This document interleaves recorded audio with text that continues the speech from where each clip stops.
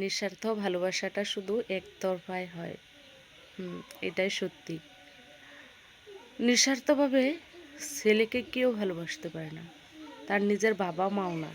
হুম একটা মেয়েকে দেখবেন, তার পরিবারের, তার ফ্যামিলির সবাই নিঃস্বার্থভাবে ভালোবাসে, কিন্তু একটা ছেলেকে কেউ কখনো নিঃস্বার্থভাবে ভালোবাসতে পারে না। এটা কিন্তু একদম সত্যি কথা।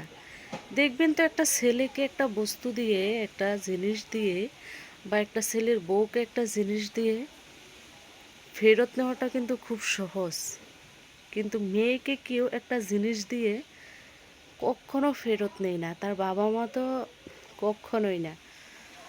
দেখবেন আপনি অনেক ঘরে আছে, ছেলের বউকে কিছু একটা গহনায় হোক বা যে কোনো একটা, যেটা তার প্রাপ্য পাওয়া ছিল সেটা দিয়েছে, পরবর্তী সেটা নিয়ে নিয়েছে। যখন সে প্রতিবাদ করতে লাগলো তখন বলে কি, এটা তোমার হক না, এটা আমরা দিয়েছি, আমরা নিয়ে নিব, কারণ এটা ছেলের বউ। কিন্তু মেয়ের জামাই বাড়ি কত বস্তু দেয়, কত জিনিসপাতি, ফার্নিচার। কেউ কি আজকেও দেখেছেন যে মন চাইলে সেই বস্তুটা ফেরত নিয়ে আসতে? আজ পর্যন্ত আমি দেখি নাই। তো এই কথার থেকে এটা মনে আসছে যে ছেলেকে বা ছেলের বউকে কেউ, ছেলে থেকে তো ছেলের বউটা আসে, তো ছেলেকে কেউ নিঃস্বার্থভাবে ভালোবাসতে পারে না। একটা মেয়েকে নিজের মা বাবা সবাই নিঃস্বার্থভাবে ভালোবাসে।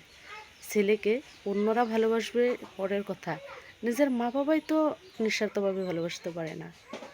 হুম